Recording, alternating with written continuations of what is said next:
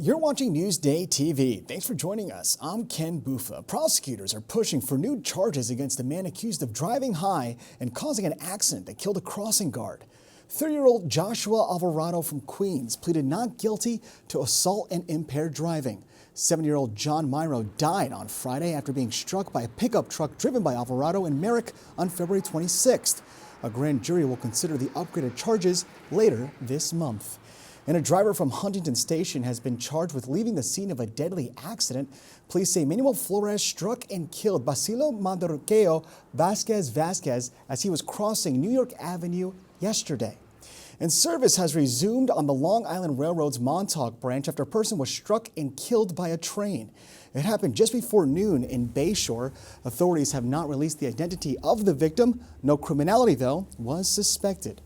And Nassau officials say a Valley Stream home where carbon monoxide sickened 7 people was illegally subdivided.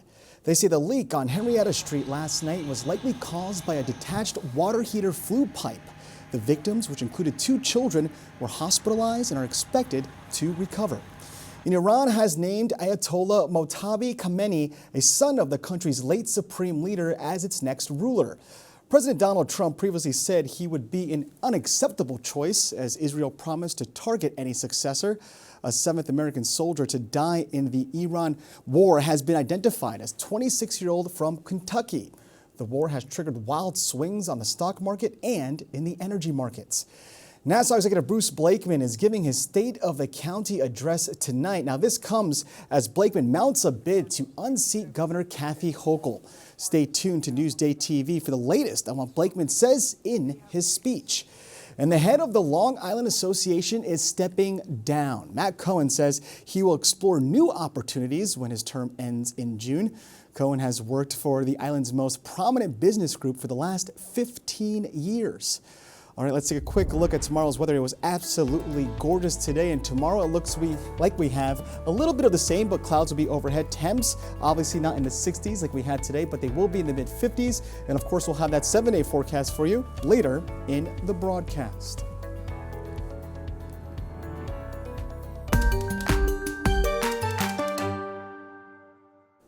Only in Newsday, a women's-only gym in East Northport is providing comfort and support to its members. As part of our Women's History Month series, Elisa DiStefano takes us there.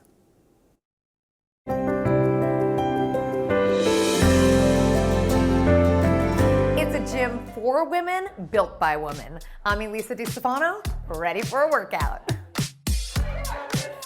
I struggled with an eating disorder and I had depression, really bad body dysmorphia. I always had like a love for the gym, but I never knew where to start. The amount of phone calls that I receive where the girls are saying the same thing when they want to sign up, that they're nervous, they don't know where to start, they're embarrassed, they don't want to be in the gym. So 26-year-old Sarah Maresca created a gym in East Northport where women would want to work out. This is Find Your Balance Life.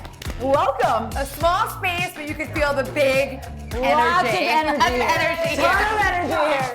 FYBL is a girls-only club, and we do workouts, we do meal planning, and we're huge on community here. You're doing great. The reason why I opened up FYBL is because I wanted a place where girls could feel comfortable. There's a way for you to find your balanced life by enjoying yourself, but also working out. Workouts are customized for each client, and Sarah keeps group training small and supportive. Getting a workout in There you during go. work here. Yeah. There we go. Above the head, you got it. Nice. So you don't just lift here, you lift each other up. You lift each other up. It's always loud. We're always holding each other up, helping each other. So it's more than just a gym to you. More than just a gym. Yeah, I made so many friends here. I just love the sisterhood. Like, I feel like we're all have the same goal to better ourselves. We're like each other's cheerleaders every time I come here. Sarah prides herself on building confidence and community. And I always say, it doesn't matter how small it is, it matters what we have inside here, and we have a beautiful community in here. We hang out, we work out, we've created a literal family, and everybody here, it's just so beautiful to watch. As the person that's been through something like this, to watch other people step into themselves. This is not about changing who you are here, this is about becoming the best version of you. Gotta love the energy. Now, to read more about this story, go to Newsday.com, click Get More below the Newsday TV video box. Out East with Doug Geed is brought to you by Connect One Bank, a better place to be. A Suffolk man's pricey pastime is helping to keep history alive. Let's head out east with Doug Geed.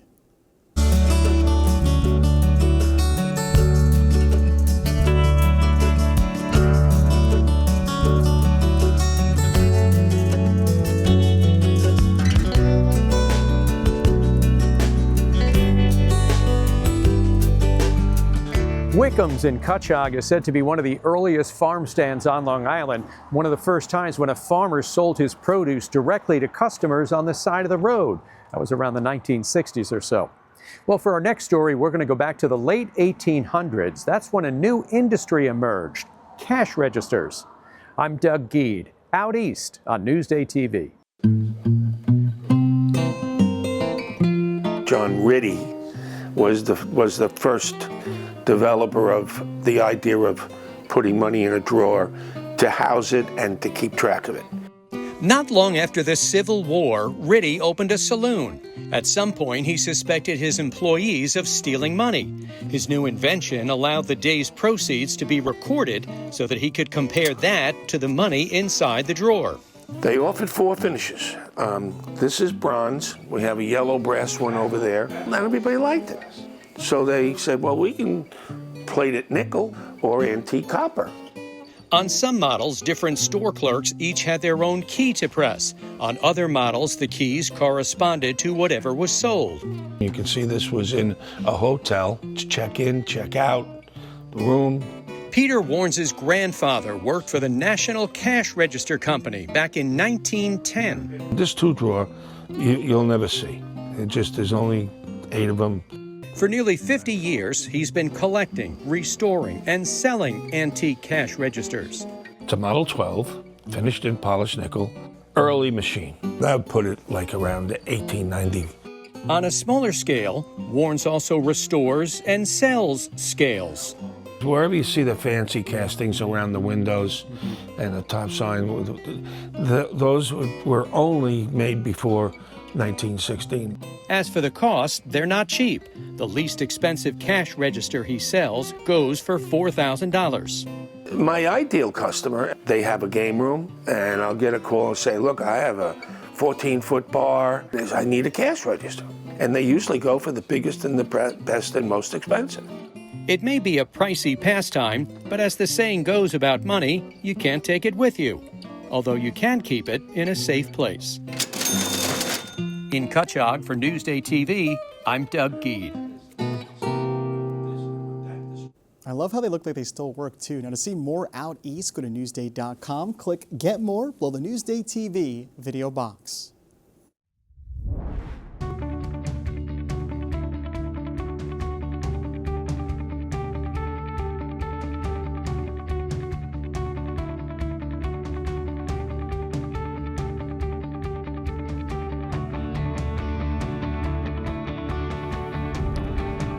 All right, let's take a look at your 7-day forecast to see if we have any more 60-degree days coming our way. And it looks like we don't, folks. So we do have some clouds and rain Tuesday and Wednesday. Those are the clouds. Rain on Thursday, but at least the weekend is dry. 51 for your Saturday. Long Island weather is brought to you by PTRC. Now, for more on the stories you've seen here today, head over to Newsday.com. Click Get More below the Newsday TV video box. I'm Ken Buffa. More news coming up.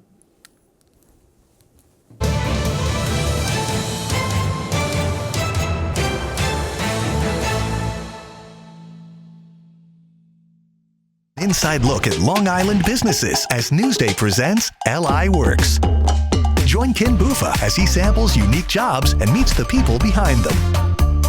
LI Works, now available at Newsday.com/LI Works.